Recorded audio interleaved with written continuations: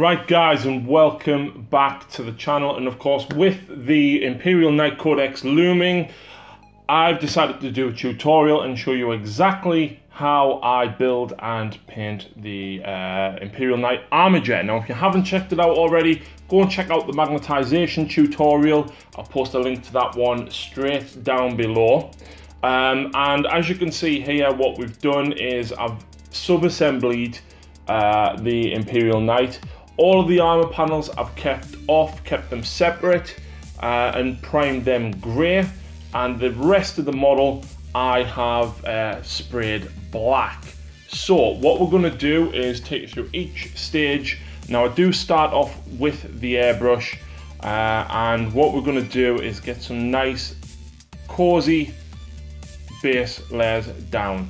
I'm trying to protect my mats by putting some kitchen roll down, but all of the panels we're going to spray them using Mephiston Red, and I am using the Mephiston Red air paint here. And apologies about the shadow, the light wasn't quite in the right place, but I do move it in a few moments. But basically we're going through all of the panels, nice thin coats, and I will of course come back and do a second one, which you won't see on camera. Just making sure you get all of the edges right underneath as well, just so that there's no gaps or anything when it's all assembled. So we'll do all of the panels like that, and what we're then going to do is continue doing the rest of the shoulder pads, the knee pads, the shin pads, and so forth.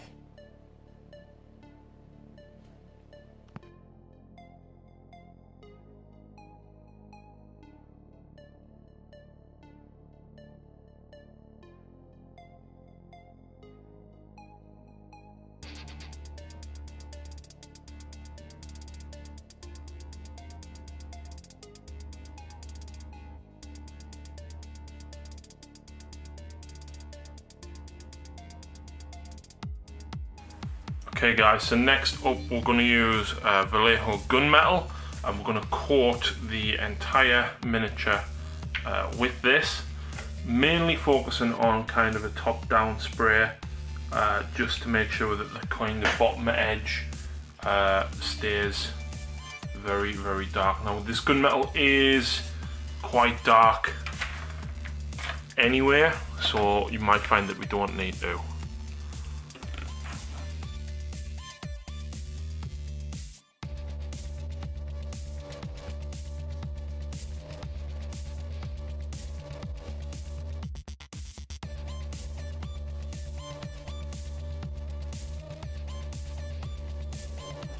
Okay, so once that's done, I'm using Vallejo Silver. There you go. And I'm just going to do a top-down, sort of side-on spray. So from the side and from the top.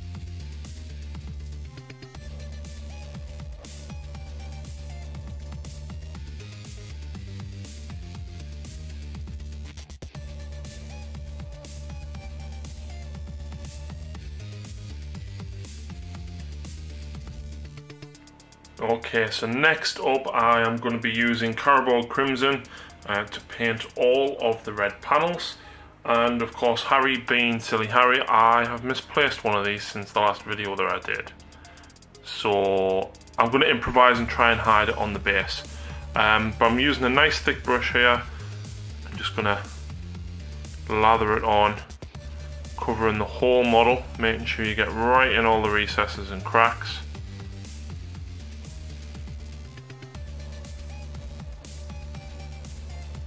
And we'll start and highlight it up once it's dry. But basically for the minute it's now a case of applying the washes to the whole model, because after we've done the reds we're going to move on to the silvers that we've just done once they've dried. So by the time we've done the reds, that'll be dry, and we'll be able to use some washes on them.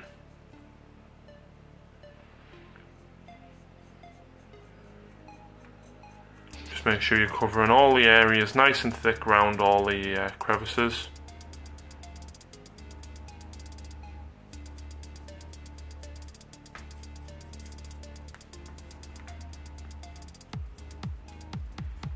And the reason I've left that bit is because I'm going to be painting that bit silver.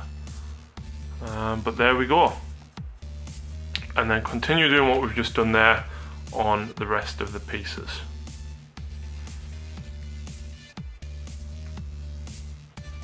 Okay, so once the red ink is dry, or the Carabao Crimson rather, we're going to start highlighting this up. And how I do it on the big flat surfaces is with Mephiston Red. And what I'm going to use is a piece of sponge out of one of my divider trays.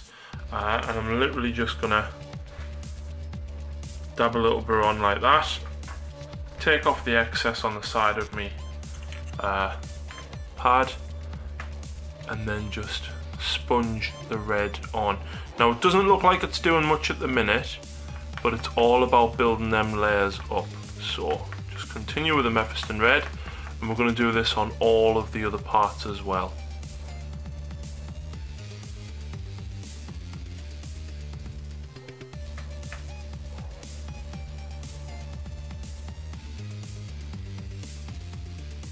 So there we go, we'll do that with the rest of them. Okay, so next up we're going to do exactly the same, but this time with Evil Sunz Scarlet. And just get a little bit of paint on the end. Dab it off so that most of the paint comes off. And then we're just going to lightly apply it.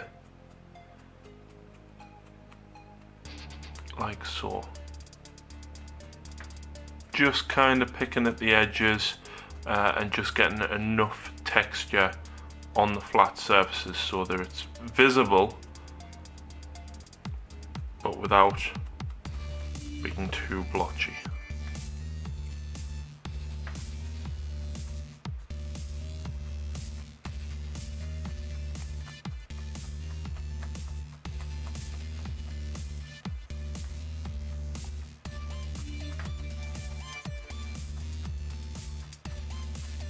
And we'll continue that on the rest of the reds. And for the next step of the red, we're going to use Wild Rider Red. Just dry brushing it on. I've just cleaned the brush off a bit there. And we just want to apply it very, very lightly to the edges.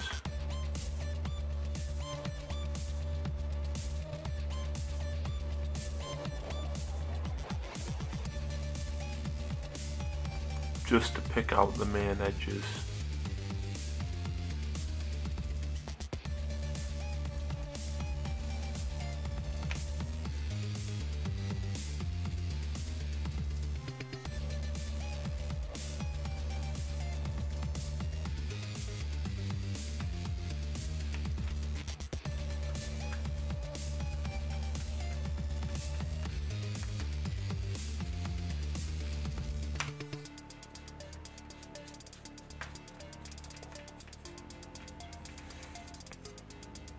There we go, it actually looks incredibly bright on camera, but that's because of the light.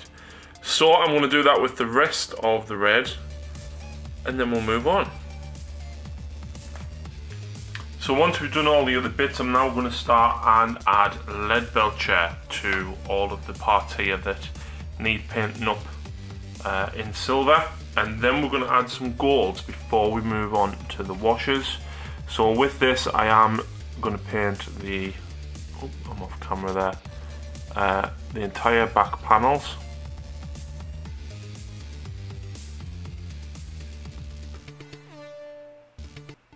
And I will be going around and doing all of the bolts that are separate.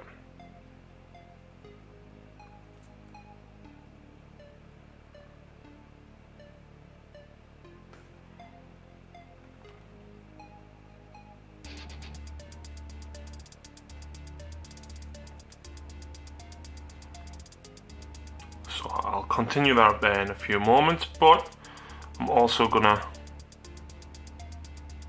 do the bolts as well, and of course the little dials and stuff there as well.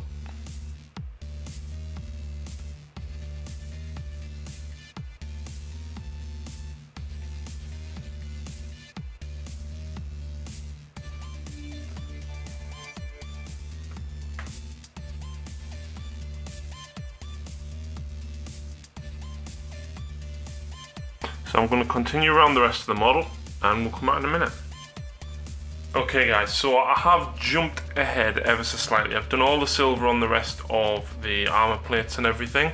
I've then also used Balthasar gold to basically highlight all the pieces here, so all the nuts and the pipes.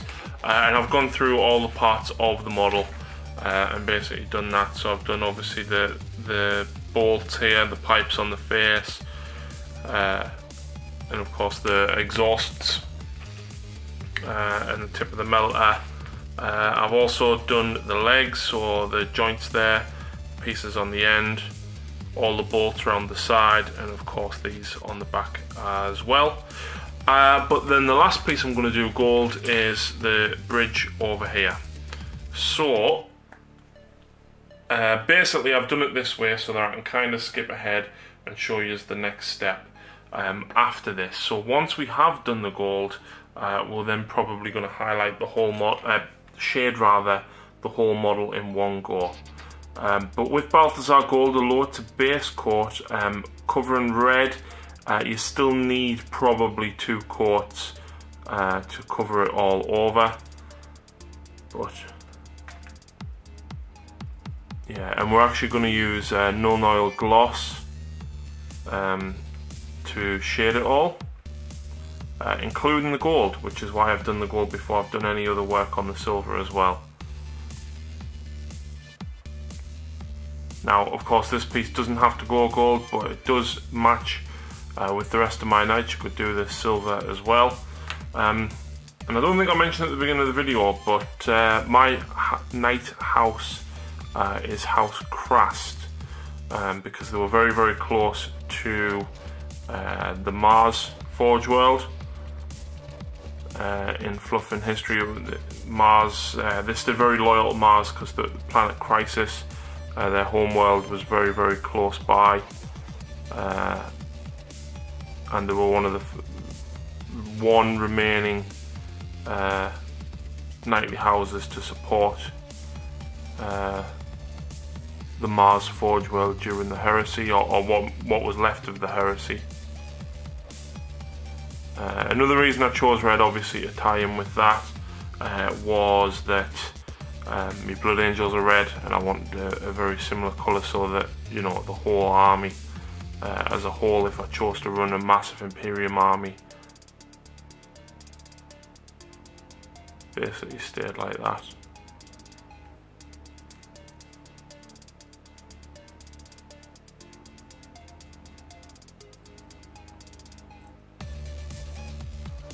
So there we go, we'll let that dry, we'll give it a quick second coat and then we'll come back with the next stage. Okay, so now that all of that is dry, we're going to shade everything with non-oil gloss. I'm going to use a medium shade brush, nice and thick, to get all of the wash on there.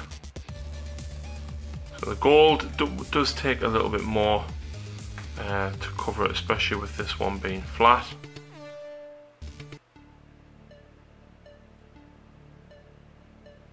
There we go, we just need to get some nice shade on it. A little bit on the windshield there, and then right the way around all the silver down here as well.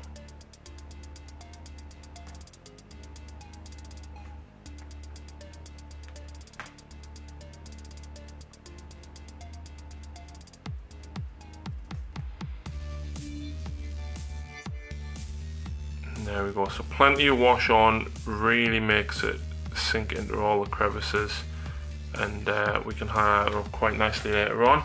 As for the bits such as the legs, I'm literally going to cover the whole lot, all of it.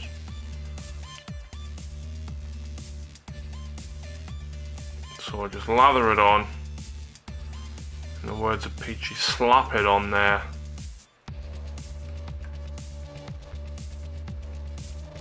Don't be frightened to get it all over, right in all the nooks and crannies. So I'm going to do this on the whole legs, the whole body, and the 2 arms as well, of course. and then I'm going to go around all of the red shouldered blades and everything else that we did red, and painted the edge of silver on, and I'm going to wash all of those parts as well. So I'm going to keep going with this, and we'll come back with the next stage once all this has dried.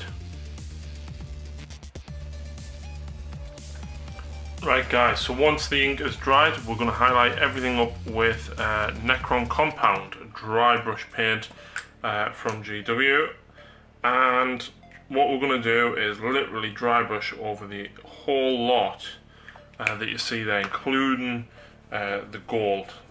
Basically Necron Compound, it acts as a very nice highlight if you do it very lightly over the gold. So what I'm doing first is I'm going to go over all the silvers first, just to take the bulk of the silver off my brush, and then when I start and run low, before I fill the brush back up, then I'll go over the golds.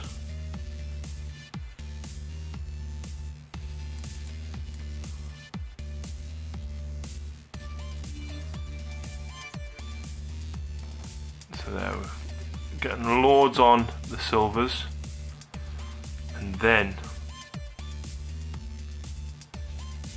highlight the gold.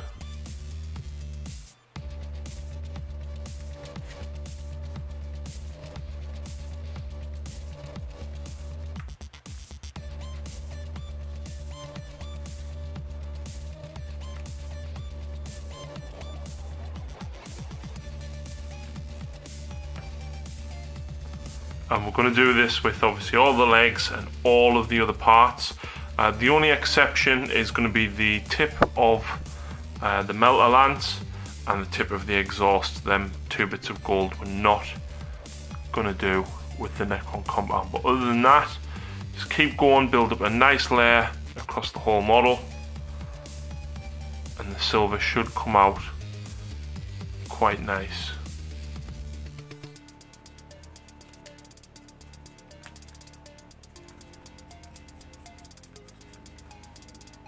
Okay, so the next step is I'm going to paint all of these pipes up here. Now, I like mine green because the green complements the red that I've done for the rest of the armour, and I am going to be using Warpstone Glow for this. So, I'm using a small layer brush here, and just making sure that I get all in the crevices done along the whole wire.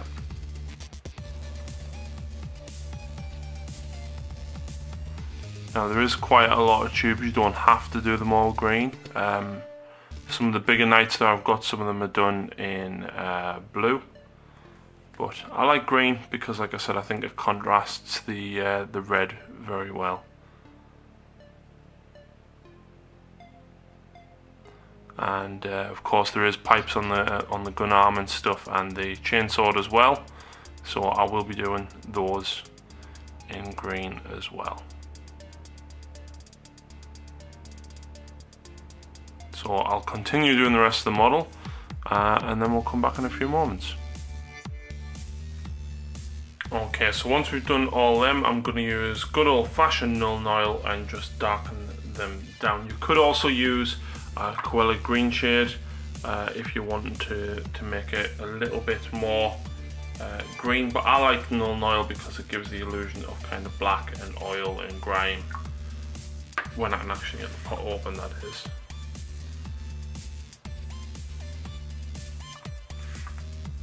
So all I'm going to do is just paint on the wash, and it darkens it down quite a lot.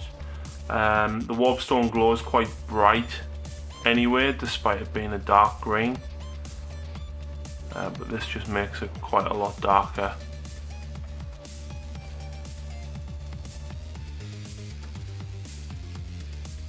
Ready to be highlighted back up when we get to the next stage.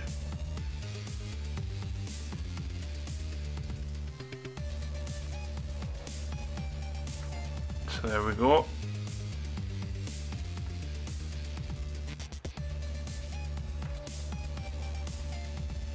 I'll get the rest of them done, and we'll come back in a few seconds.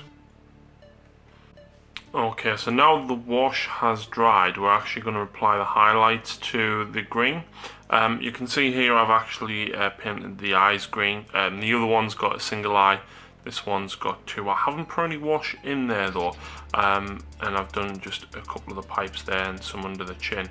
And what I'm going to highlight it with is actually moot green, and I'm literally just going to very, very lightly dry brush the pipes, but drag the brush opposed to the grain on the pipes.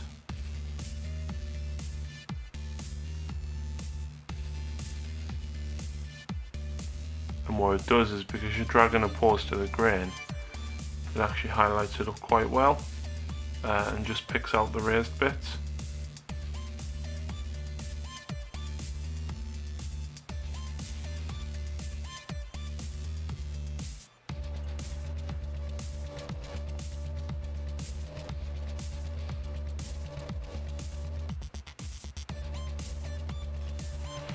And as for the eyes,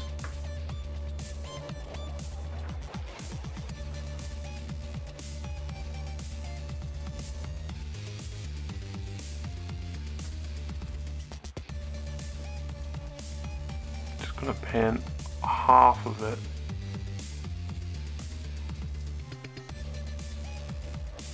the lighter green.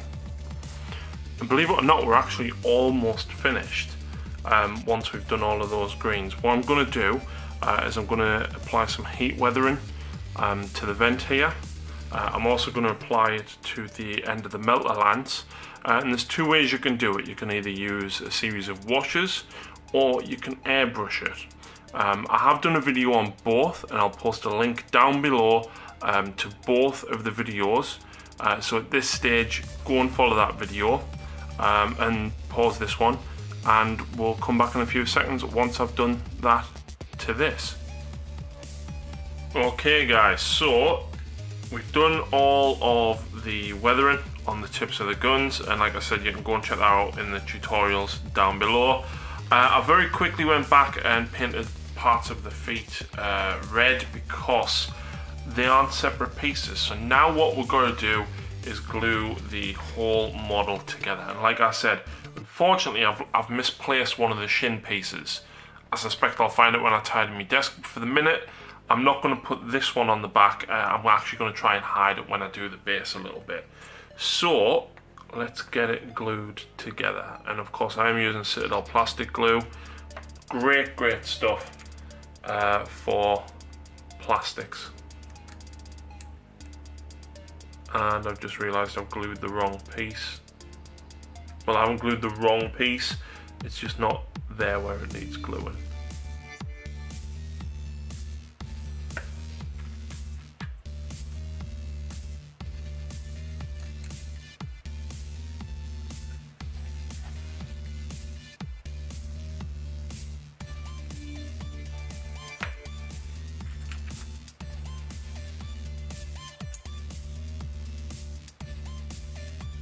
So there we go, we'll put that one to one side while, in fact, we'll do the crotch piece as well.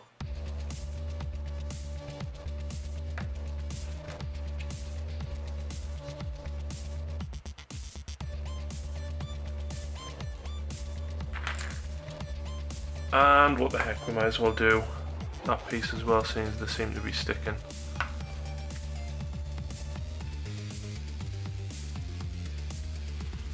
So there we go, we'll put that bit to one side and let that dry, but we're going to do this piece as well.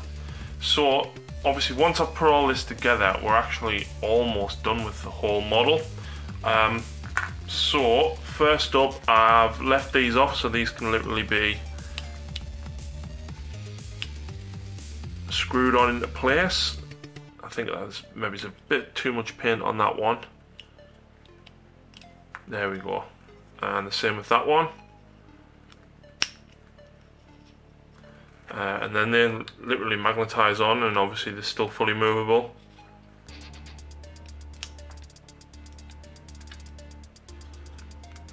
So the Carapace is the next one to go on the top piece.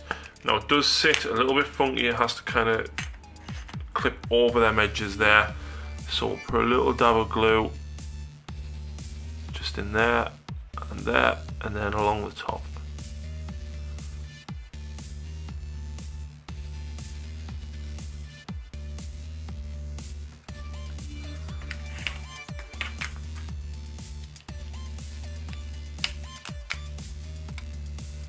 It does take a couple of seconds maneuvering to get it right into place properly.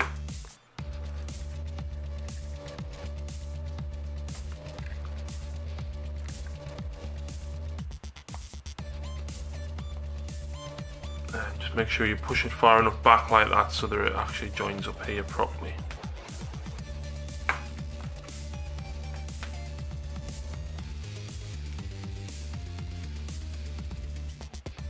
There we go. And next up is just on here, and this side for the shoulder pads.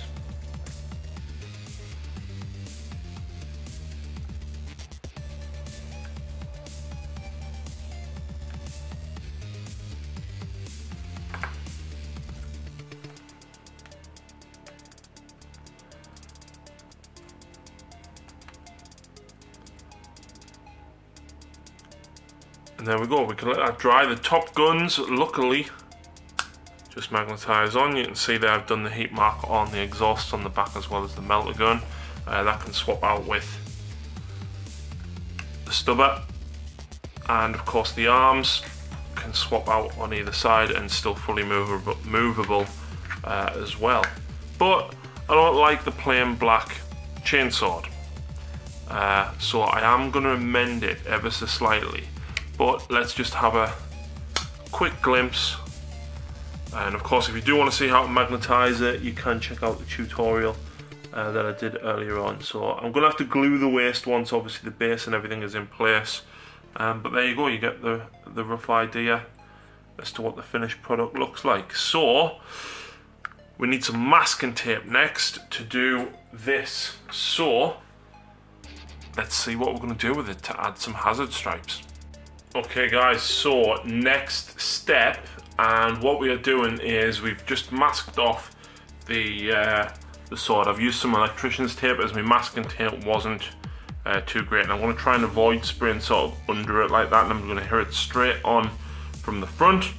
And what we want to do first is I'm going to use Vallejo Gunmetal earth colour, and basically spray the whole lot with that. So nice and light, and don't worry if you get, go over on the silver, we can touch it up later on. But if you manage to build it up slow enough, you might be able to avoid it and just kind of use it as rust effect. And then from this side, and basically what you want to do is have the majority of it, the colour on the bottom as opposed to the top.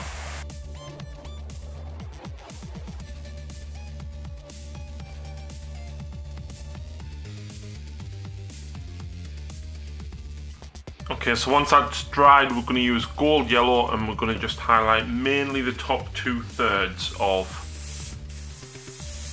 the chainsword.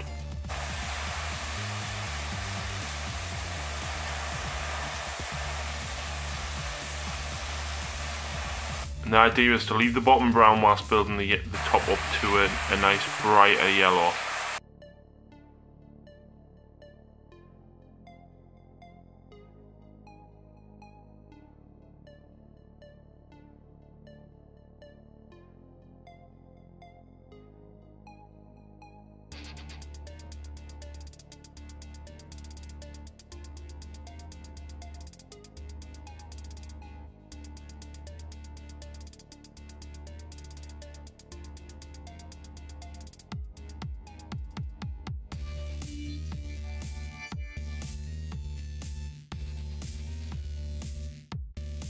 So then what we're going to do is we're going to use an even brighter yellow to do the very top.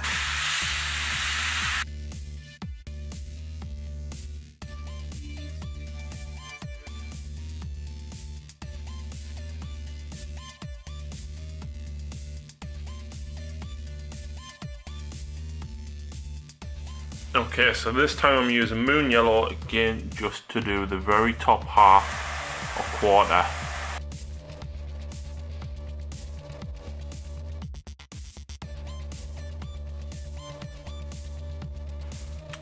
So once it's dry and you peel it off, you essentially have this. Now obviously the top's fine, but I do need to touch the edges up there with some lead Belcher. So I'm basically going to give them a dry brush and a little bit of a wash, and then we can add this to the rest of the model.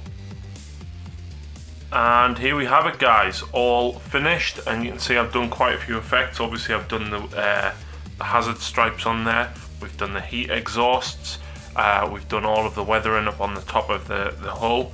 It doesn't look as in-depth as what it does in person on the camera, unfortunately. But yeah, really fun little model. I haven't glued him at the waist yet. Really cool, and I can't wait to get his base done. So go and check out the tutorial on how to do the burn effect here, as well as the tutorial on how to do the base. So thanks very much for watching, guys, and I hope you've enjoyed it.